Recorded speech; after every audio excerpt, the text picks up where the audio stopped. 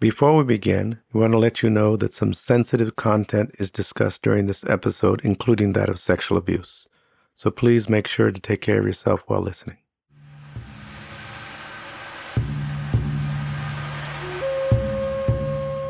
Welcome to Healing Generations, a podcast creating a dialogue uplifting the importance of healing, strengthening, and supporting our communities, and that addresses the disparities and inequities in communities of color.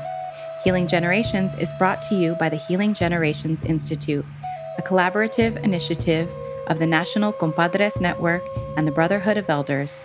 Be sure to subscribe to stay up to date on our new releases. Oma Teola, greetings, relatives. This is Jerry Teo with the National Compadres Network and the Healing Generations Institute podcast. And we want to welcome you again to another session where we lift up the blessings and teachings of many people that have worked and try to bring healing to our community and in the focus of healing generations of trauma as well. And today we are going to rebroadcast a really beautiful, powerful dialogue that I had with a maestra, with a teacher, with a leader, an advocate of issues related to sacred relationships and ending the cycles of domestic violence and assault. And I'm talking about Maestra Patricia Castillo. We want to invite you to listen and to take it in and then to really explore what is it that we have to do in order to really promote the generations of healing and stop the trauma that comes from the hurtful aspects of relationships.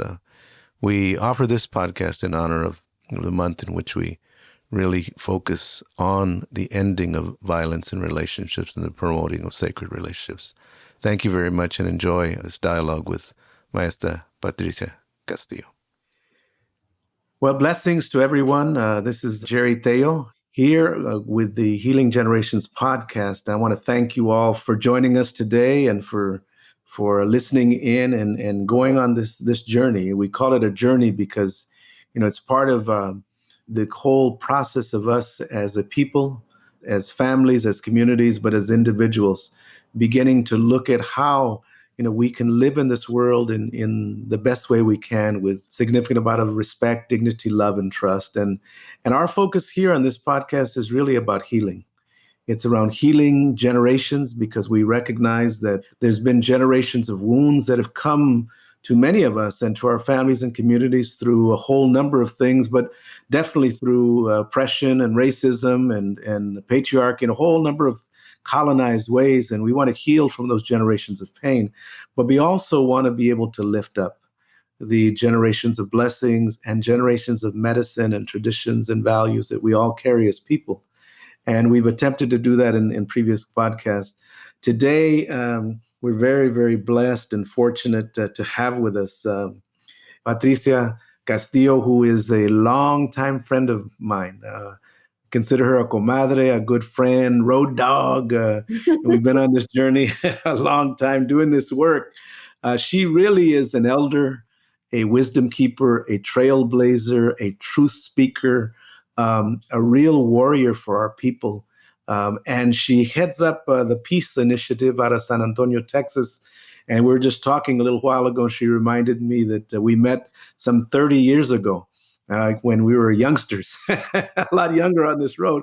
But as part of our journey, we have journeyed together and collaborated as men and women on this journey of trying to address the pain that sometimes exists in relationships, but also trying to build better ways in which we can have sacred relationships and more harmony. And Patricia, I just want to thank you first of all, for all the work you do and all the work that you've done over the years. You really are a leader and a great example for so many people. And the reason why we're even talking about this today is because of people like you that have done amazing, amazing work. And so I want to thank you for joining us today. And today we're going to really focus on that sense of sacred relationships, but also wounds in our relationships and how we can bring more sacredness and harmony and deal with some of the wounds. So Patricia, welcome. And let me just turn it over to you and allow you to introduce yourself in the way that you'd like. Jerry, thank you so much for inviting me to join you here today. The work that I do, clearly, you have been one of my inspirations from the very beginning. And it's probably closer to 35 years that we've known each other. Wow. And, but nevertheless, we have been on this journey together. Started my work as a social worker and activist very early on. One of the first things I had to do was work in a law center that was filled with women that were being abused. And that's where I kind of, jumped from the frying pan into the fire, Mm. and I've loved every step of the way that I've had the privilege to serve my community. But I think the most interesting thing about who I am is that it comes from, I recognize that every single job I've ever had, Jerry, has brought me to this place, Mm. because every single place that I've worked has shown me different aspects of the work that needed to be done. But Mm. it was slowly revealing itself at every position I ever held. And Mhm. that's what I think is the most powerful, is that I have that privilege of knowing legacy, the Mhm. legacy of family violence from every single position I've had. Because every single place I've worked, I ran into one, two, and three generations of people coming from the legacy of family violence. I Mm. started serving the moms, then later on, I was serving the daughters, and then later on, I was serving the granddaughters. Oh, yeah. And so, as a social worker, that's very powerful to be able to see that, and imagine if I had left San Antonio in 1985, when you told me I didn't have to do that if I didn't want to. If I'd have left, I wouldn't have had that experience, Mhm. of being able to, you call me a truth speaker, that's my truth, that I know people from two and three and four generations that have come from experiences of family violence, and have had the privilege of being able to work with members of all those generations that are trying to heal themselves, trying to change, trying to do the right thing, and have faced, enormous stumbling blocks, right? Mm. And so that's what I think is vital about, this place that I find myself in my 60s, Mm. that I've worked since I was, 24, and here I am, 62 this year. Mm. And so I seen the impact of what this has done to the familias, to my gente, to my neighbors, to my friends, to my coworkers, to, my fellow colleagues. It's because it can happen to any of us, right? Yeah. Yeah. And so if I had left, I wouldn't have had that perspective. I wouldn't Mhm. have had that view.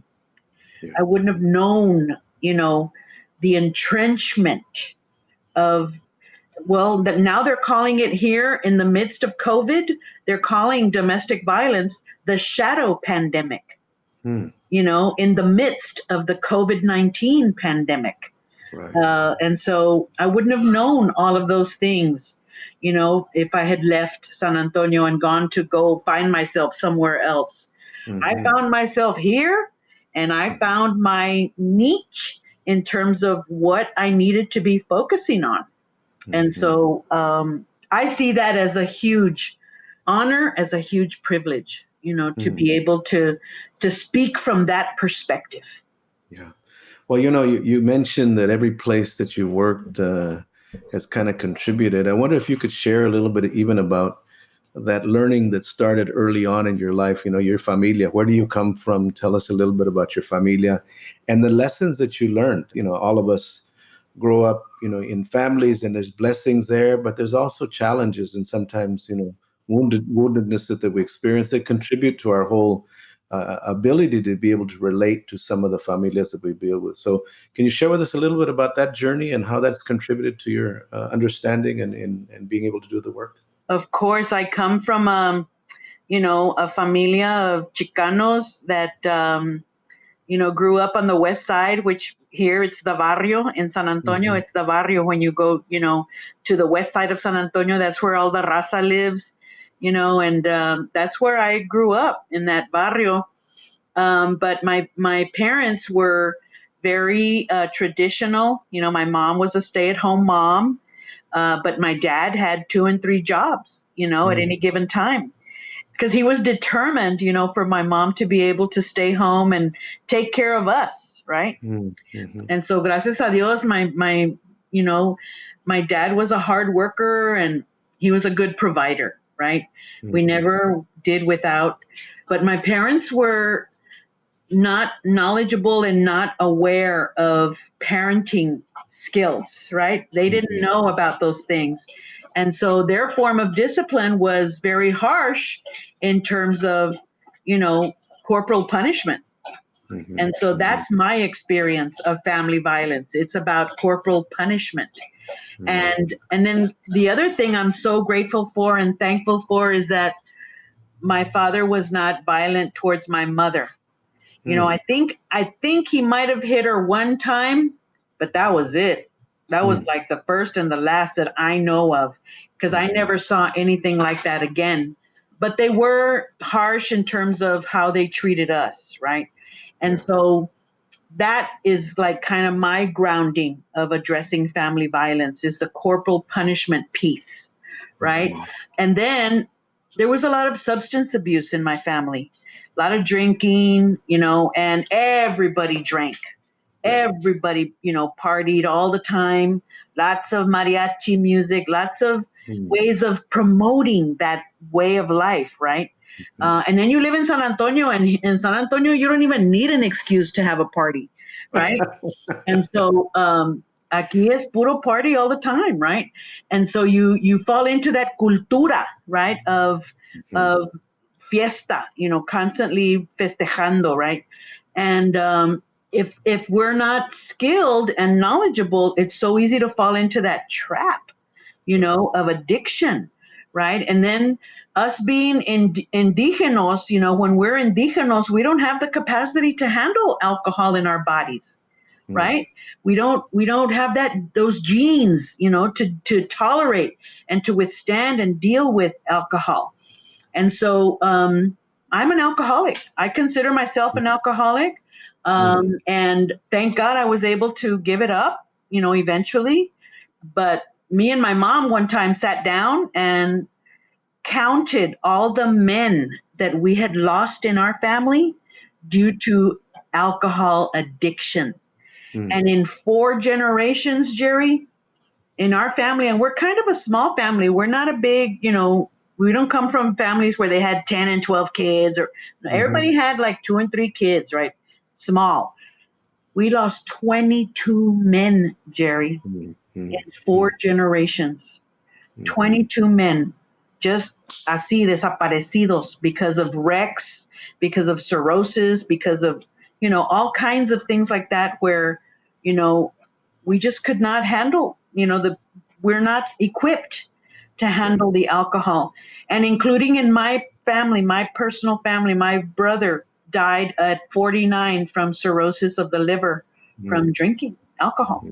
And so, that also shapes your view and shapes your perspective, right? The other thing is that I didn't acknowledge until I was probably in my 30s was the whole thing about sexual abuse, right? I'm a survivor of child sexual abuse from my mother's brother, but I never acknowledged it. I drank because of it. I'm sure of it now, that's why I drank. That was my coping mechanism, right? But I didn't actually deal with it until finally, and for real, like the early 90s. All right. And I had been in therapy 2 times before, but for some reason or another, I was not able to get to that, to that whole piece, right? I knew things were bothering me. I knew things were hurting me. I was dealing with my woundedness. I was dealing with all this stuff, with racism issues, with all of these other things, right? But just danced around the sexual abuse. Yeah. right? Because it was just too painful. But, eventually I found a therapist that I really felt safe with, and she helped me just really address that whole piece. And in the early 90s, I was already at the Peace Initiative, right? Because I started in 1990. And Jerry, by then I knew that my dealing with the issue of domestic violence in this city was something that I was going to get a lot of pushback, right? Yes. I knew it. And so one of the things that I knew also in the back of my head was, you got to get sober. You got to get sober, because if you're not sober, you're not going to be effective. And I also knew that when you're addressing these issues, I had to have credibility. I had to have respectability, and so, I was as good an alcoholic as, the ones you find anywhere, right? And so I was partying every weekend, on the St. Mary's Strip. To me, it was like the way of life, right? Partying. And so it wouldn't look good if on Friday and Saturday night, I'm partying, and drinking hasta las cachas, and everybody's seeing you. And then come Monday morning, I want to be respected and looked up to. And I said, no, that ain't going to work. That is not going to work. And so I had to really just challenge myself and commit to this process of healing through therapy and through, being able to someday be able to just rid myself of that scourge of alcoholism. So I was able to quit drinking by the time I was, it was in 1995 that I quit. I quit drinking in 95. And then in 96, I gave up tobacco. I quit smoking cigarettes because I was addicted to tobacco too. And, I used to work in the jail, and I used to smoke bugler with the inmates. Can you believe it? And the women would get mad at me. They would say, you shouldn't be smoking bugler because your nails are going to turn yellow and then they're going to look ugly. Y me regañaban, And so, but thank God I was able to give up the cigarettes eventually too. And so it was about trying to be, get rid of that poison from my body, right? Get rid of all those poisons and think clearly and see with some clear, open eyes, everything around me that's going on, and to really be able to pay attention. Be woke, como se dice, right? They say you got to be woke. I wanted to be woke. I wanted to know what was going on around me all the time, and I wanted to always be aware of my surroundings so that people couldn't come and, get me from behind or whatever, or attack me in ways where I wouldn't be able to defend myself, especially because I'm talking about challenging a power structure that is not accustomed to being challenged, because when you're challenging, abusers, you're challenging the power structure and patriarchy. And I really had to have my wits about me. And all of that trouble and trauma from my family of abuse and sexual violence and all of that, I had to really just put it in its place. This is your place, and that's where you'll stay, because I got other stuff to do. You know what I'm saying? Wow. Yeah. And so that's kind of where my grounding is, and that's where it comes from. Well, you really speak to probably a lot of things that many communities and families are struggling right now. You having people to shelter in place, and which means they have to be closer to each other.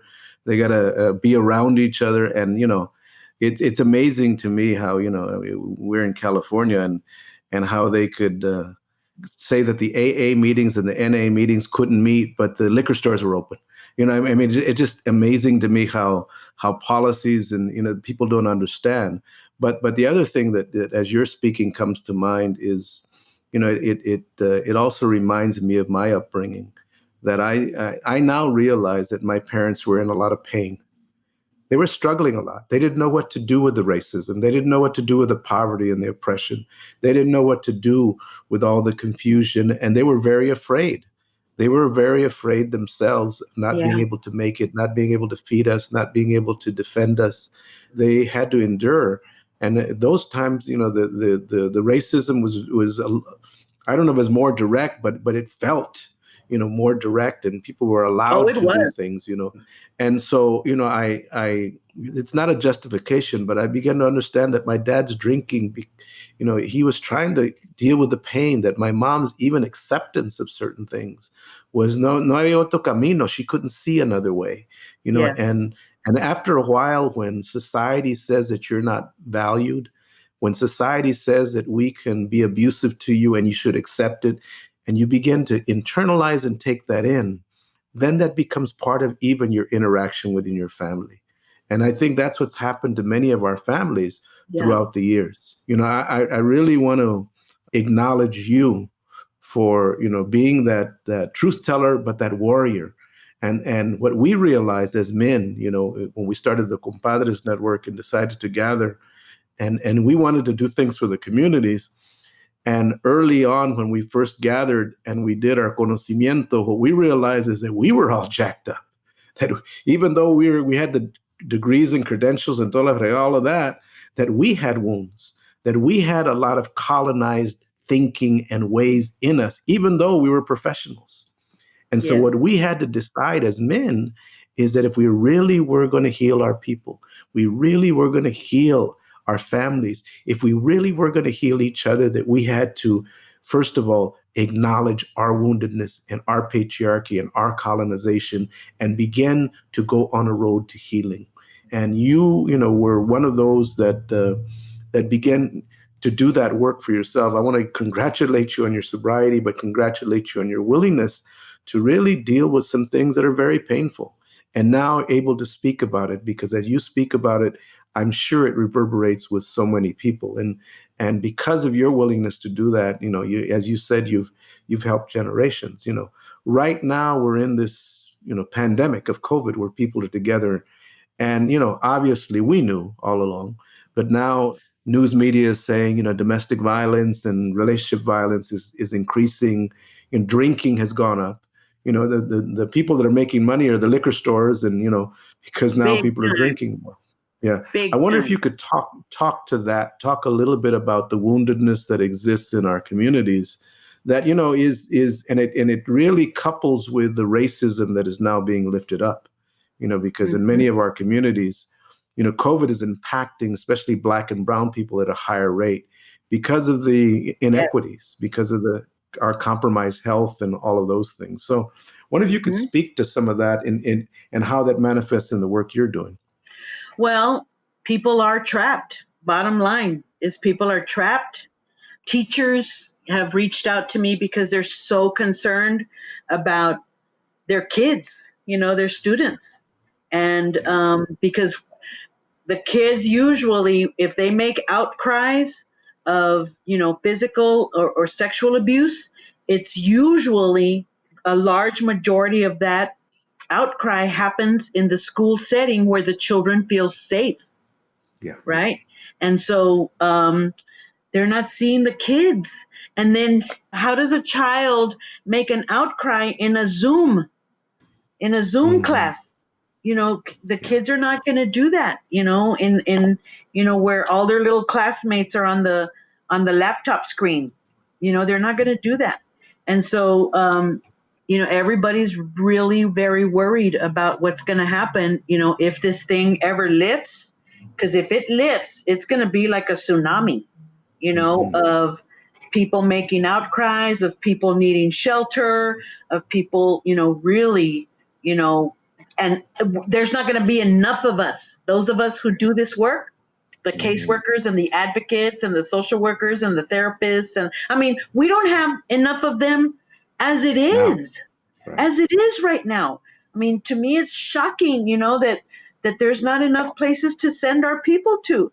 And then if you're a Mhm. monolingual Spanish speaking person, si hablas solamente el español, no hay gente quien te pueda tratar con los tratamientos que se requieren, Ese es algo muy complicado, muy difícil, right?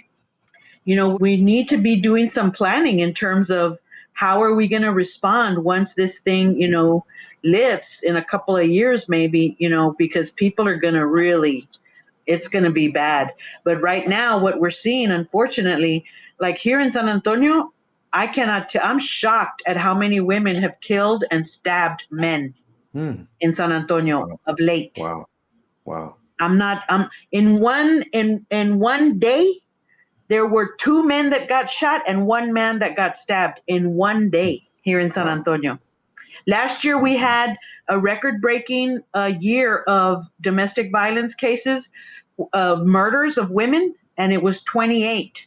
Well, in July we were already here at 25, and so can you imagine what it's going to be doubled by December for sure? Mm-hmm. You know, and so we're continuously in San Antonio, doing public service announcements, trying to get the word out, reaching out to all our clients, telling all our students that come to class, please take extra care right now. Don't keep things quiet. Don't keep secrets. Reach out to us. We'll try to figure out a way to help you, because I'm sure people feel so isolated, so terrorized, and if their perpetrators, are determined, to be on top of them, controlling them, dominating them, then, they're going to suffer a lot. They are suffering a lot, is what I should say. They are suffering a lot. And so that's a huge concern for us. And then, the fact that this is going to be something that's going to affect the next several generations, Jerry, like we know that this stuff does. It affects several generations. And so that's a big, huge concern for us as well, that we're not prepared. We're not going to be ready. And then all of us are tired already. We're exhausted, from doing this work for so many years. And I'm constantly, anytime that I get a chance to talk to social work students, I'm like, we need you. We need you. We need your work. We need your passion. We need your ganas. We need you. Please, consider coming into this field. Please consider this area of work as somewhere where you see yourself as making some vital changes, having a vital impact, because there's a tremendous amount of need in our communities, with regard to the issues of family violence, domestic violence, dating violence, teen dating violence, elder domestic violence, because that's the other thing, is that you think that it's just like, people between 20 and 50. No, we've got kids 15 and 16 years old that are being murdered, and we have elders that are in their 80s that are being murdered in domestic violence. Okay, so the span is huge in terms of it impacting people from all ages. Okay, and so we need people with skills and with knowledge and with dedication and with passion, to take on this issue, because Jerry, as you and I know, if our families don't do well, nothing does well beyond that. And if our families are suffering and are wounded and don't get the healing that they need, then everything else pays the price. Yeah. As you're speaking, it really brings into light, the generations of systemic racism and systemic oppression that it almost seems programmed and kind of a plan that we never have enough resources, that especially for people of color, let them hurt each other, let them do whatever they need to each other. It's almost like it's it's not almost like, we recognize now. And we see it in the George Floyd case, but we also see it in many Black and brown communities and other communities of color, and especially to women, that when there's this attitude that you're not valued as much, then the pain that you experience is also not valued as much. And the other narrative is that you're to blame for it. Yes. And it's part of your culture. It's part of how you guys are. And I think that's part of the really systemic racism, where the false narratives is then shared about that's the way your culture is, that's the way you are. And so therefore it brings a tremendous amount of shame. And what I've begun to understand is, we talk about internalized oppression, which means you do not value yourself. Society does not value you. People don't value, and so you don't value yourself. And so then you accept certain behaviors, but also as men, we begin to internalize a negative way, a patriarchal, a very harmful way of relating to life, of relating to relationships. And one of the things that, I've had to over the years, and we've had to, is really correct this stigmatization that, domestic violence is cultural. It happens in all cultures. It happens in all populations. And even the concept for us as Mexicanos or Latinos, the concept of machismo, and what we've learned and we've begun to understand is that there's a false macho that is that patriarch, is that violent, is that controlling. But then there's a we call it hombre noble, the person that is honorable. And what we've recognized in the Compadres Network, we've tried to teach young men and older men, is that first step in moving towards your rites of passage of being an honorable, responsible man is honoring women. Yes. You come from women, you come from a mom. And if you don't understand the significance of honoring women, then that's not truly who you are in your culture. You've now taken on the oppressor's ways. You've now taken on the systemic ways of hurting yourself and hurting those close to you. Yes. So how is it, within the work that you do, that you're able really to kind of tease out the difference between the violence and really the sacredness in our families? Because, one of the things that, you mentioned is because there's a lot of drinking in my family too. And I call that drinking and that partying, not just cultura, I call it locura, right? The craziness that all of us grew up with. And then there's the sacred culture, right? How in your work do you, in a cultural way, begin to build on the cultural strengths of mujeres, of women, in order that they can not only break out of those cycles, but then to teach the next generation about what true honor is, of honoring yourself and honoring your relationships?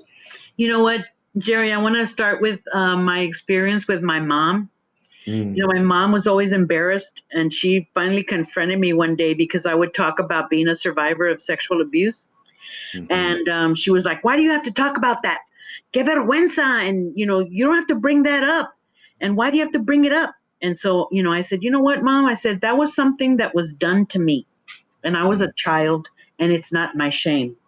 The act itself was a shameful thing that was done to me, but I'm not going to own it because I was a victim of it. I wasn't somebody that asked for it. I didn't bring it upon myself. I didn't have the age to be able to consent to something like that. And so that's not eso no es mi vergüenza, Mama, And she goes, "Yes, but why do you have to talk about it?" And I said, "Because you know what, Mom? Other people are going through the same thing I did. And they're hanging their head in shame, and they don't have to, because that experience should not identify us. That's not our identity. It's one small thing that happened to us, but it's not who we are. And we have to come to that realization. Plus, the other thing too, Mom, is that experience that I had, it had the potential to destroy my relationship with you, because that was your brother. And I could have grown up hating you and never wanting to have anything to do with you, because you're the one that took me there with him. I could have hated you, Mother, but you know what? I chose to be victorious over that, and I chose to love you.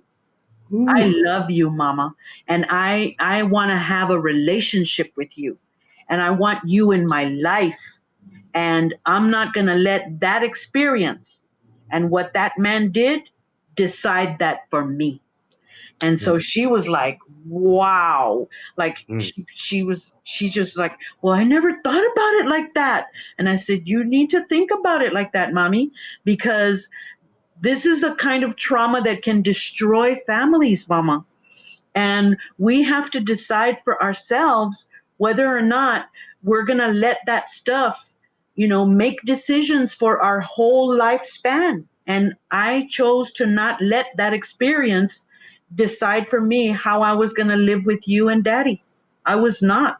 That was not an acceptable option for me.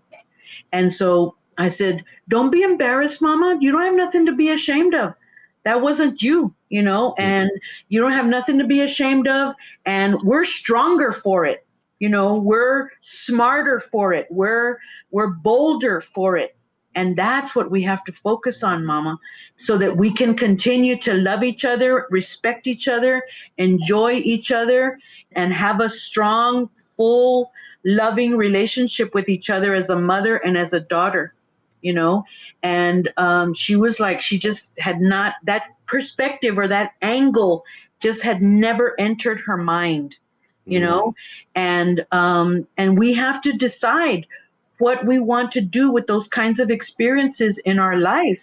And we're strong. Us, women are strong. We're powerful beings, and so if we can survive the attacks of our perpetrator and our abuser, we can survive anything, Jerry. We can do anything because, think of all the skills and the capacity that it takes to come out of those things and those experiences and those traumas victorious.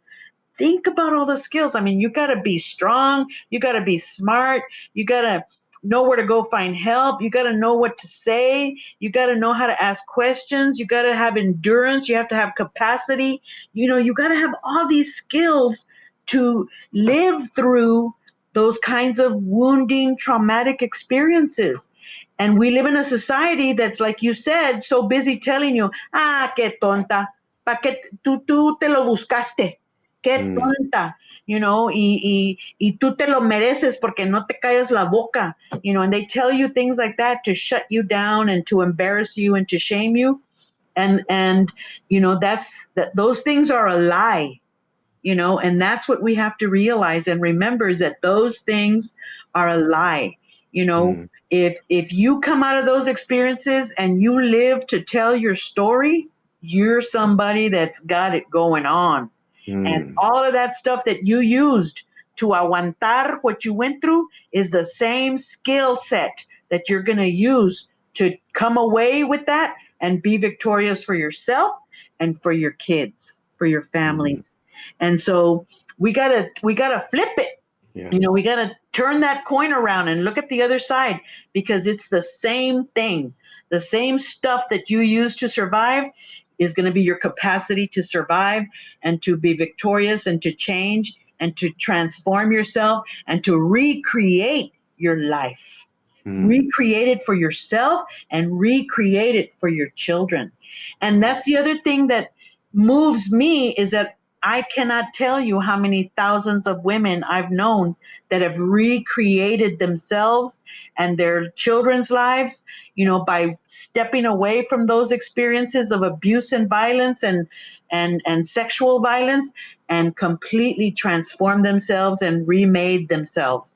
And that is totally doable. And it's what inspires me to keep going after, 40 plus years, Jerry, and it's, to me, I am like in awe of that power. I am in awe of that capacity and that ability of women to do that for themselves because it's not easy. They say that women, are more likely to be killed and murdered when they're in the process of breaking up with an abuser. Yes. And so if you're going to work with somebody, you got to teach them how to stay safe, right? That's what we have to do is help pull in all of our knowledge and all of our experience and put it in their hands. And you know what? When they're ready, they'll use it. But so many of us are so busy trying to tell abused women what to do and why are you there and you shouldn't have taken that and you should have left a long time ago and and it's like, shut up. Ask them what kind of help you can offer them, but don't be telling them what to do. They already have one abuser that does that for them. And definitely don't judge them because we don't walk in their shoes. We don't know what their life is like. Only they do. They're the experts in their life. And that's what we have to focus on. And then offer to be of support. How can I help you? How can I be of support? You tell me what you want me to do to help you. I want to be here for you, but I'm going to follow your lead. because you're the expert in your life. And nobody knows that abuser like you do, because you're an expert on the abuser. So let's put our skill sets together and figure out how to keep you safe and keep you alive and keep you motivated to transform your life. And that's what we have to focus on with these kind of cases, and recognize that all of that work is sacred and it's doable, and it's about evolving and changing and transforming. Wow. Wow. I really appreciate you sharing that, especially your story with your mom, and the courage and the work that you had to do. I know you had to do a lot of work I did. internally, I in order did, to be Jerry. able to water the healing part of you, the part that wanted to heal, as opposed to the wounded part Yes. that wanted to speak louder. And what it really says to me is the possibility. As you were speaking, I felt your ancestors' strength come through you. I felt the strong mujeres of generations just rising up in you. And I know the great grandmas are so proud, that they have a warrior up here that defends and protects, but also is más para servir, to serve and to help. At the same time, the work that we do is really trying to have men face their woundedness. And that comes with accountability too. And so Yes. and I know you work with, in terms of trying to get men to acknowledge their woundedness and acknowledge their patriarchy, and also to be accountable, for your behavior, because the first step of healing, especially for men, is acknowledgement. Yes. Acknowledge, not with vergüenza, but acknowledgement with truth of, I have these ways that are harmful. I have these attitudes that are harmful. I have these behaviors that are harmful. You first have to face yourself. And one of the things that I remember a long time ago, when I first began working in this field of domestic violence, is, the women didn't want us around at all, us men. I'd go to a conference and they'd kick us out, because they saw us all as perpetrators. But I That's how the remember, feminists raised me. yeah, yeah. Mhm. But I remember, one of the groups that we, co-founded, Alianza, where me and Ricardo Carrillo came there because we wanted to heal families together. Yes. And I'll be real honest, you guys put us through the grill and the coals, and vetted us really strongly. But what really came through is that you did it with love and compassion. You weren't half stepping. You weren't, no. You made sure that we were straight. But your commitment was really that we all heal. And Yes. so I'd like, maybe you to share a few words to the men about what men need to do in order to heal, and in order to confront the woundedness that we bring to relationships sometimes. And we've been on this journey a long time, and I think you, in your compassion, but also in your direct accountability to men, have brought a lot of us to a different place of living. Jerry, it's so easy for the men to fall into this trap, of thinking that this is where their power lies, right? That their power lies in being able to subjugate, their partner, their significant other. And it's such a false reality. It's such a false statement that it's so easy to be seduced Mm. by it, right? And I feel like that's what happens to the men, is that they get seduced by this false sense of power, and they buy into the lies, of what it means to be a man in this society that is riddled with the culture of violence, right? Mhm. The overarching umbrella of our whole society is the culture of violence. And it is for many a way of life, right? And I was fortunate in that I grew up with a man, my dad, who everything he did was for his family. Mm. Every drop of sweat that came off of his brow was for his family. And he would say it too. No, es pa mis huercos, es pa mi Mm. vieja, es pa mi familia. And he would say it, and he would say it with such a profound sense of knowing who he was and what he was about. And so my dad, everybody was always asking him to be the best man, right, in their weddings, because they loved how he treated my mom, and how he was with us. Everybody looked up to him. And my dad, he knew who he was in his family and what he was about. He would call my mom La Príncipe Charra, and I just loved the way that he was able to convey this message of, if you're going to be in a relationship with somebody, it ain't none of this 50-50. If you're going to be in a relationship with somebody, you got to give your whole self to that relationship. 100% and 100%. That's what's going to make a relationship solid and comprometidos and, committed to that relationship, and you have to give up a lot of things, to be a part of that, union. Because I asked him one day, I said, Daddy, how come all the men always ask you to be the best man?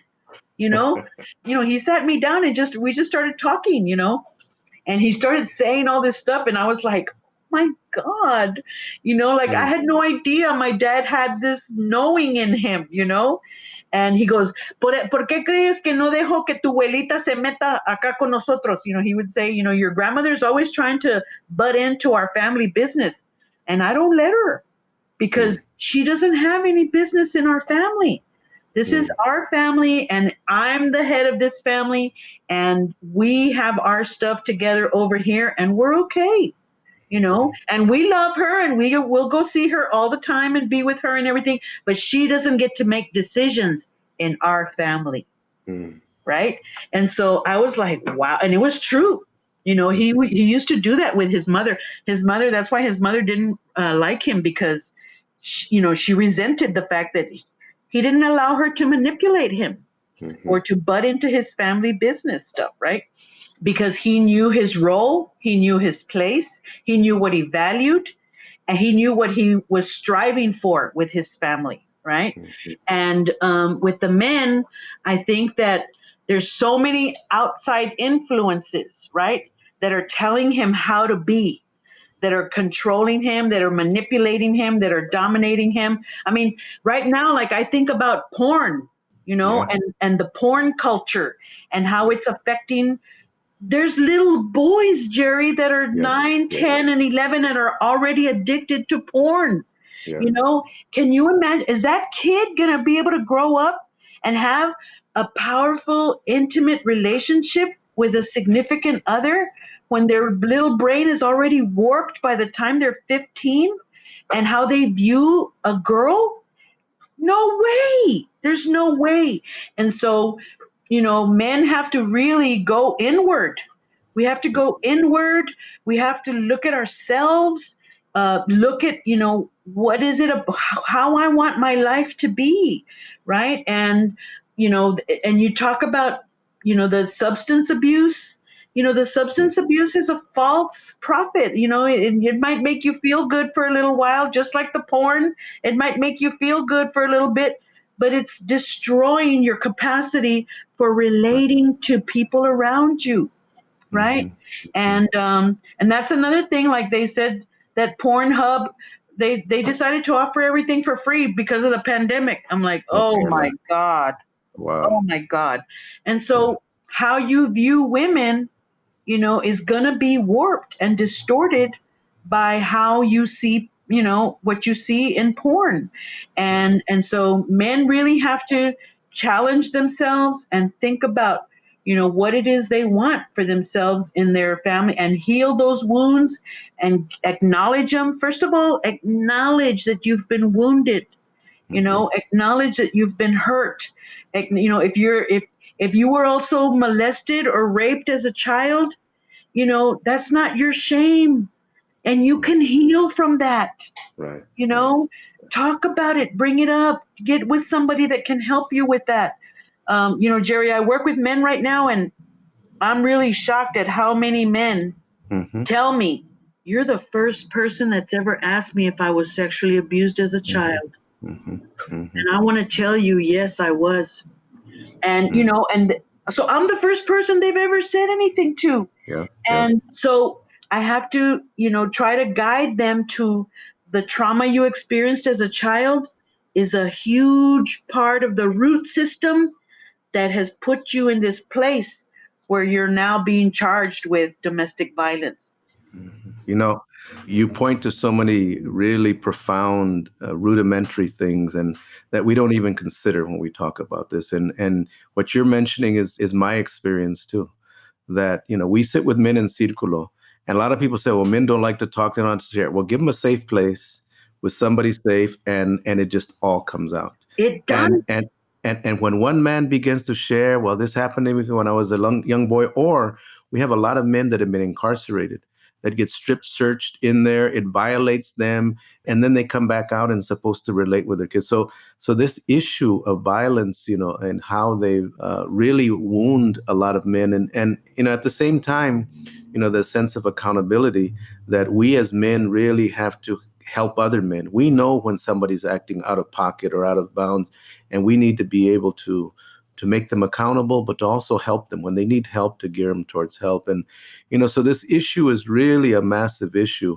As we're moving along, I also want to ask you a little bit about same-sex relationships and trans relationships too, because we know that violence crosses all boundaries. And if you could speak a little bit to that, because I know that the violence impacts us all that way. Yes, it does. And, if you're living in one of those, alternative lifestyles, then, you too are vulnerable to any of this kind of, interpersonal experience. And then so much of the gay and lesbian community has also been oppressed, has also been the victims of hatred and violence and murder even.